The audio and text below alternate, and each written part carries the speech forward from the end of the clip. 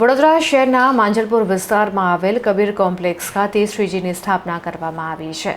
વૃક્ષમાં ઈશ્વરનો વાસ રહેલો છે. આ થીમ ઉપર ડેકોરેશન કરવામાં આવ્યું છે. મકરપુરા રોડ પર આવેલ કબીર કોમ્પ્લેક્સ સોસાયટીના ભાવિ ભક્ત પાર્થ પટેલ છેલ્લા 10 વર્ષથી ગણેશજીની પ્રિય સામગ્રી તેમજ પૂજામાં ઉપયોગમાં લેવાતી સામગ્રી દ્વારા ભગવાન શ્રી ગણેશજીની ઇકો ફ્રેન્ડલી પ્રતિમા જાતે જ પોતાના ઘરમાં બનાવે છે. વર્ષ 2016માં સિંદૂરથી, વર્ષ 2017માં હળદરથી, તો વર્ષ 2018માં ઘઉંથી, વર્ષ 2019માં સોપારીથી, વર્ષ 2020થી ગોળથી, વર્ષ 2021માં સૂકા મેવાથી, 2022માં ગુલાલથી, 2023ના વર્ષમાં કંકુથી, 2024માં વર્ષમાં અક્ષત એટલે કે ચોખાથી તેમજ આ વર્ષે એટલે કે 2025માં ગૌ માતાના ગોબરથી ભગવાન શ્રી ગણેશજીની પ્રતિમા બનાવી છે.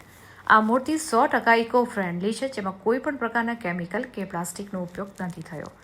માત્ર ગૌ માતાના ગોબર તેમજ માટી મિક્સ કરીને અલગ અલગ નદીઓના જળ ભેગા કરીને ભગવાન શ્રી ગણેશજીની પ્રતિમા બનાવવામાં આવી છે. તો વાલનો ઉપયોગ કરીને ભગવાનની આંખો બનાવવામાં આવી છે. દેવાશ્રીની સળીનો ઉપયોગ કરીને દાંત બનાવવામાં આવ્યા છે. આ સિવાય મૂર્તિમાં શેડ આપવા માટે બીલીનો રસ, અબીલ, ગુલાલ, કંકુ, સિંદૂરનો તેમજ ધોતીમાં કપાસ અને હળદરનો ઉપયોગ કરીને પ્રતિમા બનાવવામાં આવી છે. પાર્થ પટેલ દ્વારા ડેકોરેશન પર્યાવરણલક્ષીની થીમ પર આધારિત જ કરવામાં આવ્યું છે, જેમાં ઝાડમાં ભગવાન શ્રી ગણેશજી બિરાજમાન છે તેમજ બાજુમાં ઝાડ કાપતો એક માણસ બતાવ્યો છે. ઝાડમાં ભગવાનને બિરાજમાન કરીને લોકો સુધી એ સંદેશ આપવામાં આવ્યો છે કે વૃક્ષમાં પણ ઈશ્વરનો વાસ હોય છે, તેથી વૃક્ષ કાપીને પાપ કરવું નહીં. વૃક્ષ પર ઘણા પક્ષીઓનું નિવાસસ્થાન હોય છે. માનવ સૃષ્ટિ માટે પ્રાણવાયુનો સ્ત્રોત છે, તેથી વૃક્ષ કાપવું નહીં. વૃક્ષ છે તો જીવ સૃષ્ટિ છે, તેમજ વૃક્ષમાં ઈશ્વરનો વાસ છે.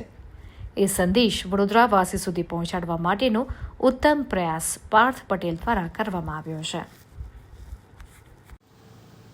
જય ગણેશ.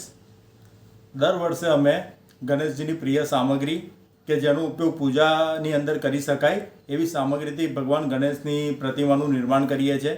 આ વખતે ભગવાન ગણેશની જે પ્રતિમા છે તે ગૌ માતાના ગોબરથી બનાવેલી છે. 100% ઇકો ફ્રેન્ડલી ગણેશજીની પ્રતિમા છે. કોઈપણ પ્રકારનો કેમિકલનો ઉપયોગ નથી થયો.